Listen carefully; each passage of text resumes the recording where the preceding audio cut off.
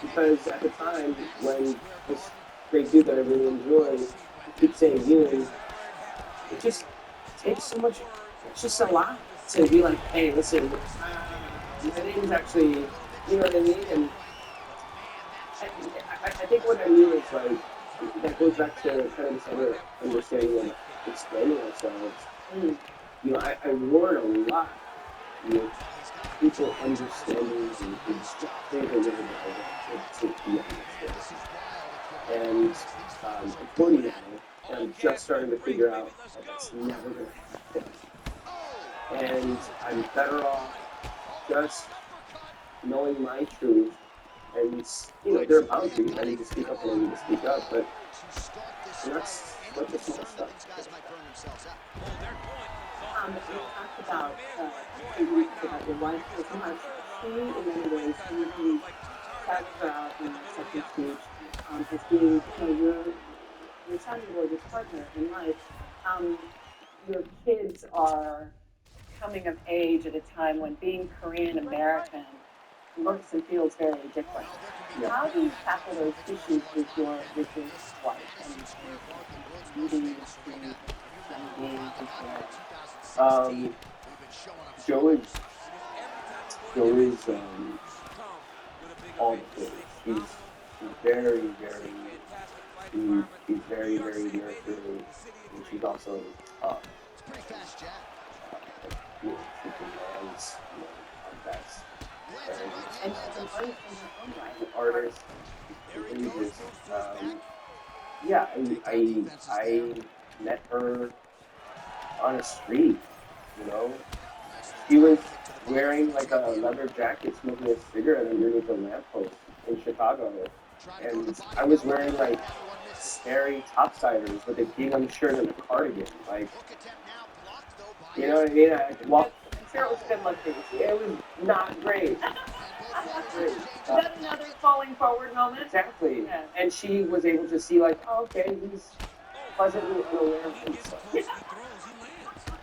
You know? And I remember seeing her and being like, who is this? Who is that? And marrying her 2 kids now, which is really great. But yeah, you know, she's very much my contrast. And now after, you know, 15 years, we just kind of like formed into each other, traded, but we're still equally contrasting. But it's so amazing to be raising kids at a time, and my kids are much older than yours, but they're, K-pop, K-drama, like they're being Korean American feels different. Yeah, you know, that's an interesting thing. You know, my kids are not hyper aware of things that we were made to be hyper aware of. And part of me actually wants to keep that shape.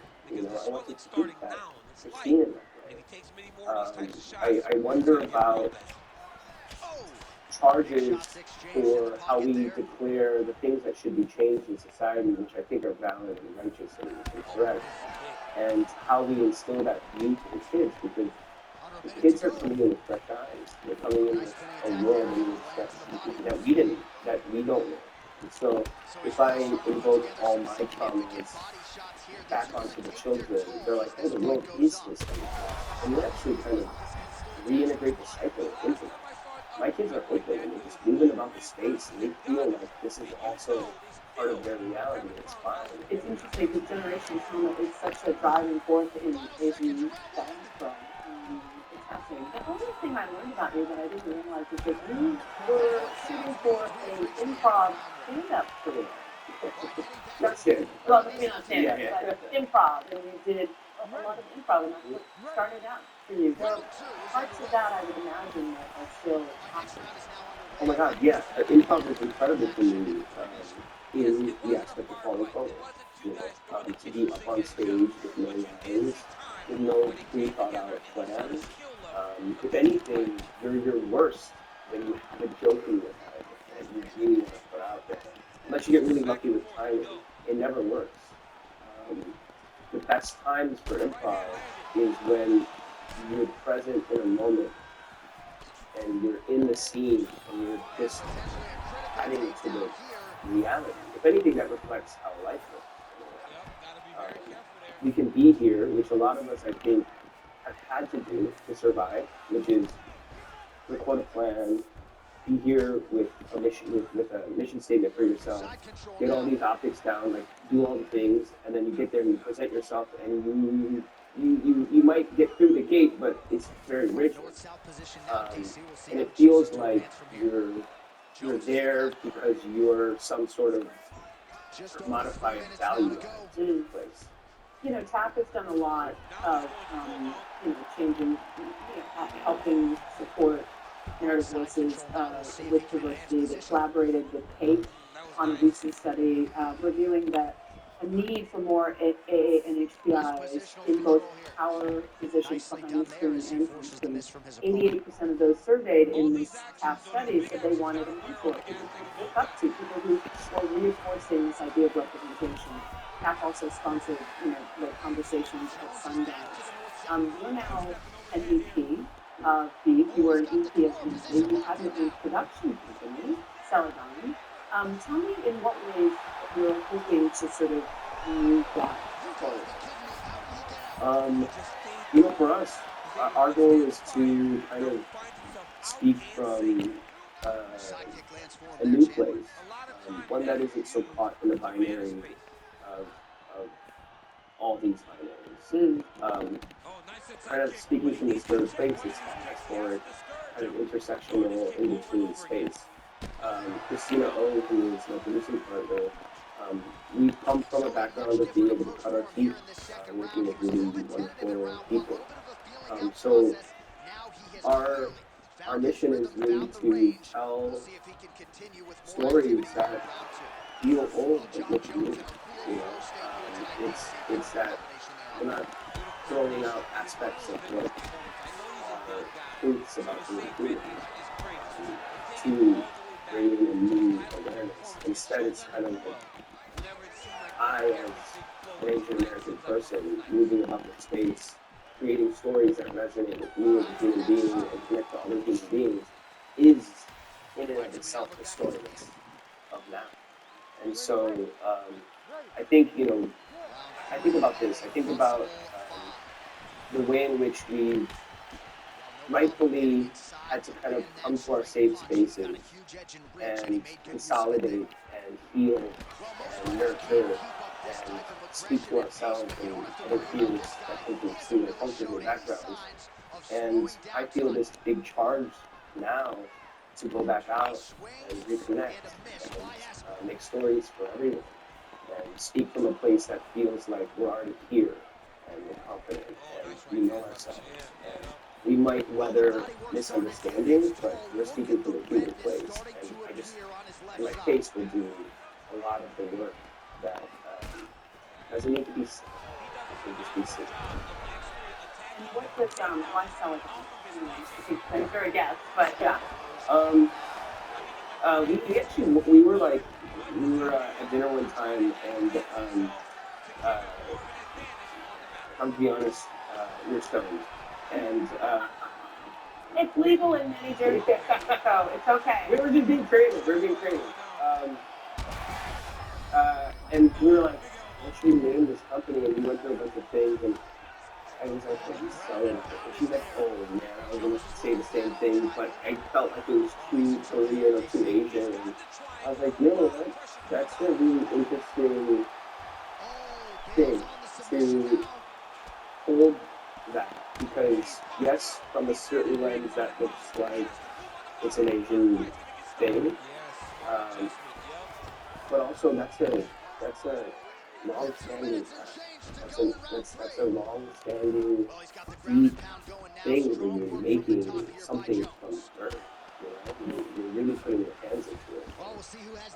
It's subtle, it's powerful, it has a lot of things that we look at, and it's you're stoned, so that's what it is. And so, where do you draw? Like, where are you scanning the horizon for the stories? Like, and it's not. It doesn't necessarily sound like it's Asian American or Korean American stories. Yeah, I think for us, we're open to any voice that um, wants to speak from this vantage point. And I think that includes everyone. That includes everyone. Who wants to speak from this place of building new reality, new worlds, especially for the kids. What we think. And so I know you helped Cookie Lee and the legacy there, and there's a exhibit out in the mall. Why is it important for you to show up in spaces like this? Well, you know, I think for me, coming to spaces like this is about sharing and about connecting and about supporting each other and uplifting each other.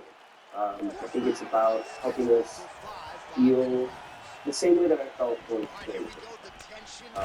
That we all might be an eclectic array of people and personalities that um, wouldn't hang out in maybe the literal world. We'd be like, oh, actually, I don't have the same interests as a person, but there's a common bond here that helps us understand the eclectic array of what reality is, so many different perspectives, and one shared one. And so I want to contribute to that, and I want to help us feel, you know, seen in these spaces, so that when we go out to participate in the rest of the world, that it doesn't feel like we're completely alone and naked. What do you think makes it different? I can't answer that. Uh, I, I, I wish I don't. I truly, I'm looking forward. I appreciate what people say. I'm falling. Your team is quite but I just want to close with the, the future for you because we want to keep gazing into your face and seeing all the emotions for a variety of reasons on screen. How much of your time do you think will be sort of behind the scenes, being the power broker and helping illuminate other stories, or doing the best of being an artist that you are? Um, I hope I have a wise relationship with all those things. I don't know. Even right now, I'm like, complaining to Joe about what I'm supposed to do next, and so she has to sort of communicate that with me. Yeah. I think for me, the balance really is just what's right for my family, what's right for my well-being. There's a lot of dark roles out there. Mm. One thing I'd actually say, and this is another derail, but right now is an interesting time that can be exploitative without awareness or reciprocity. This time could be asking us to commodify ourselves in a way which we kind of like enwrap ourselves into what we offer. That I am this thing that I do, and that's well and good. That is our service. That is our service that we offer. That's awesome. That should be available to everyone. But I think for me, the thing that I really want to be conscious about is that I am allowed to be here even if I don't offer anything. And I don't even mean in America. I mean in the world. Mm. I'm allowed to exist even if I don't offer anything.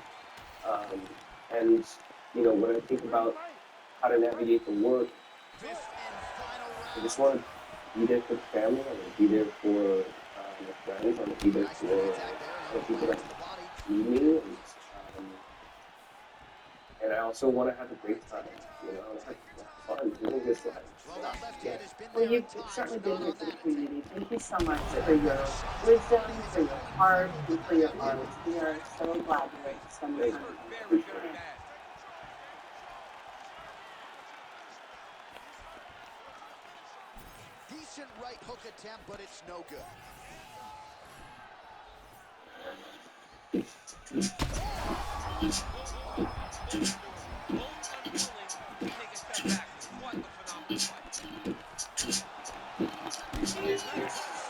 What What's good, everybody? Welcome to another episode of Fun with Dumb. I am fresh from Coachella, just came in, drove in after 2 days, was going to stay for the third day, but I would have missed this podcast for the world with my favorite people in the world and a very special guest. But I had to miss it for this person right here because he's all the praise on the streets of Hollywood right now. All the praise.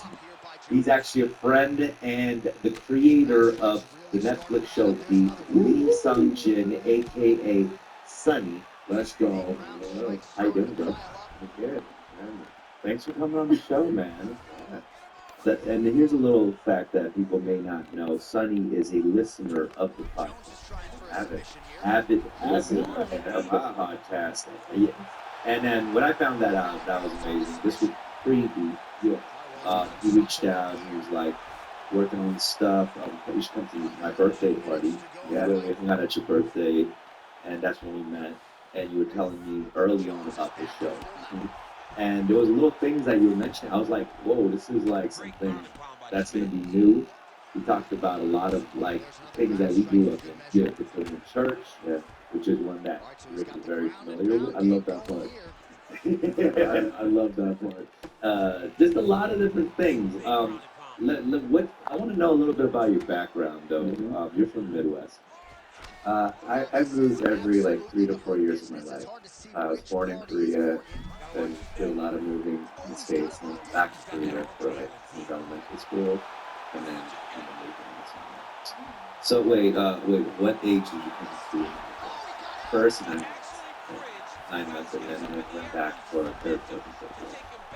So wait, you came back here and then went back? Yeah, that's the rare. That's rare. Wait, hold on, wait. They came back for a few years and was like, nah, it's not popular. Let's get back to Korea. Yeah. Is that what happened to? No, well, my dad, he's a professor and he would get tenure. Okay. Usually you stay somewhere forever. You get tenure. Right. Yeah. But my parents, every couple of years, were like trying to clean slate it. Just like maybe happiness will find us if we move. Yeah. And then he got a job at Samsung. Actually designed Samsung's Korea's first supercomputer.